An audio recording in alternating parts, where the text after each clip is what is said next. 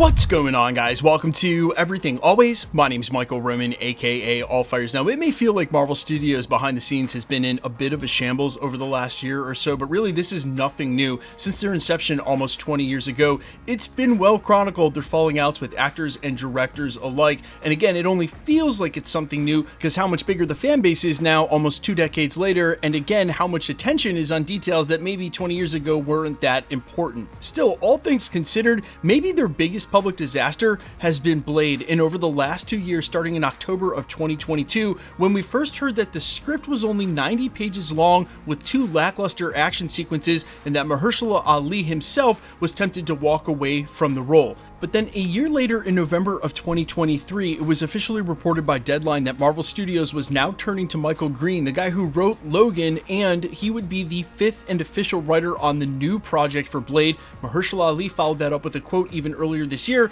who said that he was pleased with the new direction for the film and couldn't wait to get to work. So what had ever happened in the last 2 years with the Blade project was behind Marvel Studios and Mahershala Ali, and now with a strong screenwriter, one who was proven in the superhero genre, they surely wouldn't have any more problems going forward.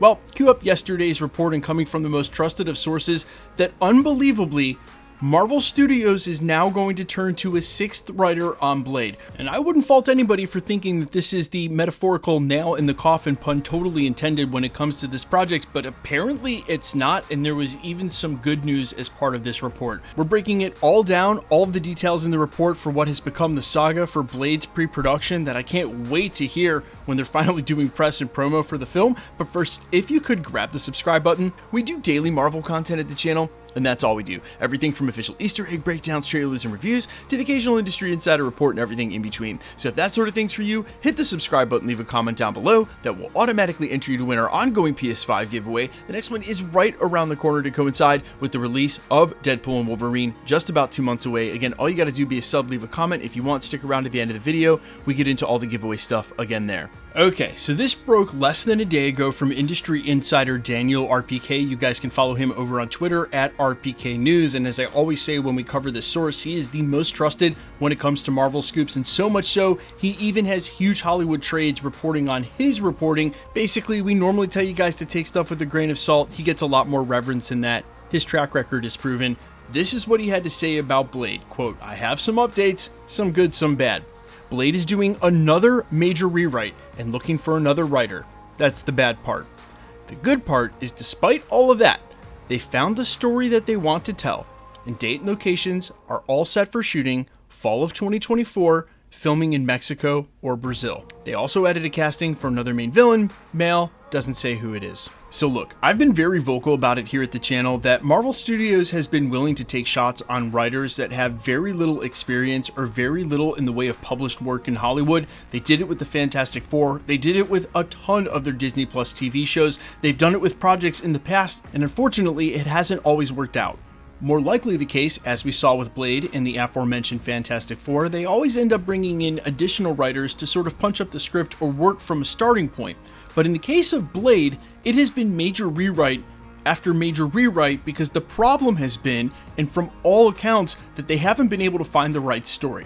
So I will say I am a little optimistic about his report that they're going to film in late fall in Mexico or Brazil, because last we heard about the plot update for Blade, it was simply Blade in Mexico killing vampires. That's what we want. Don't lose the plot. Not a metaphor in this case, not a pun. Don't lose the plot, because doing a Blade movie shouldn't be that difficult. We've heard some crazy rumors about what some of these past iterations for the script have been. But I think another huge takeaway is the fact that Daniel Richtman specifically says the word they, meaning that Mahershala Ali is probably now at least in lockstep with Marvel Studios. So while it is mind-boggling news that Michael Green, working with Mahershala Ali and Marvel, could not get a script that they wanted, it could also be the case that they were still working on the project and time and complications came into play, because guys, remember, everything that happened last year with the actors and the writers' strike had to eventually bear some fruit of inconvenience, and that was all seen through the early part of this year,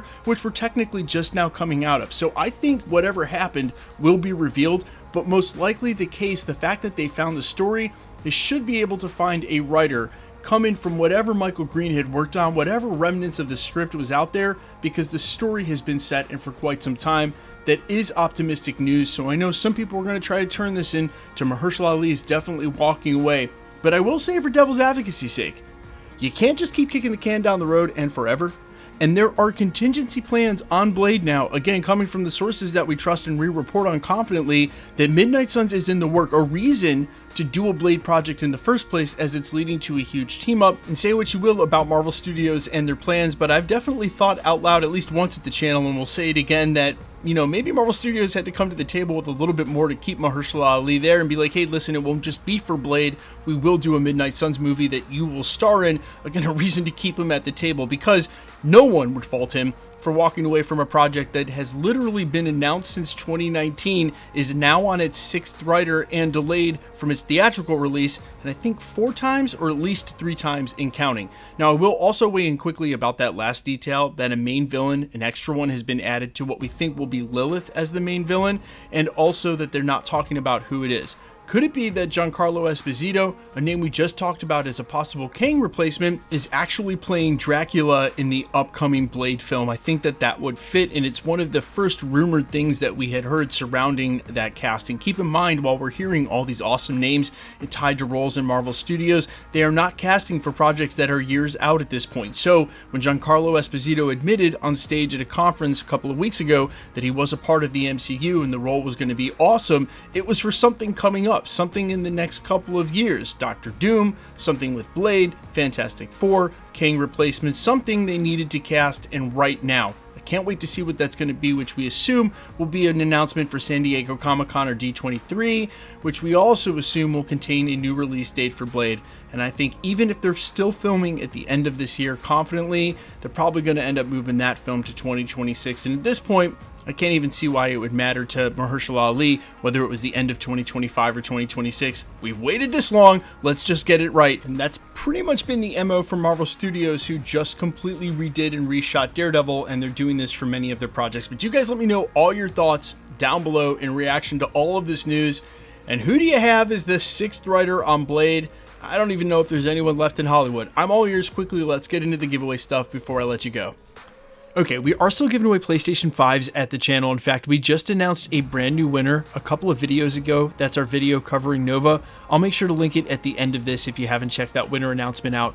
But we're also giving one away for every official Marvel release throughout the year. So Friendly Neighborhood Spider-Man, Agatha, whatever they've ended up naming it, Deadpool and Wolverine, Eyes of Wakanda, whatever else Marvel releases and throughout this year. With each release, we'll do a PlayStation 5 giveaway, and when we get closer to Deadpool and Wolverine, we'll start giving away tickets to see that as well. If you want to be entered or for any of the official giveaways here at the channel, all the same rules always have and always will apply. Hit the subscribe button because you need to be a subscriber, then leave a comment down below. Because it's truly random, the more videos that you comment on, the better chance you have of winning.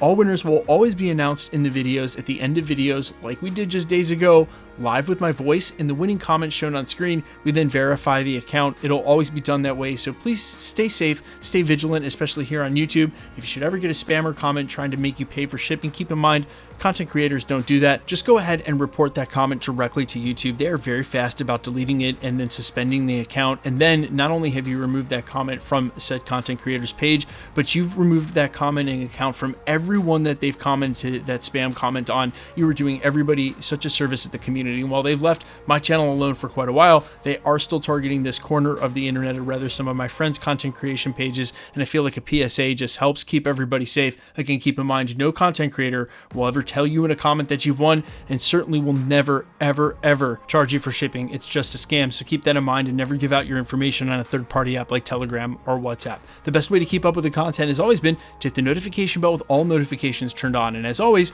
if you liked today's video, I'd appreciate it if you'd hit the like button. My name's Michael Roman. You can find me in a couple of places: Instagram and Twitter at I'mFires. You can also find me on Spotify, YouTube, Amazon, Apple, iTunes, wherever you listen to original music under the name Allfires. And while I would sincerely appreciate you checking my music out, thanks for checking this channel out. Stick around. We'll be posting again real soon.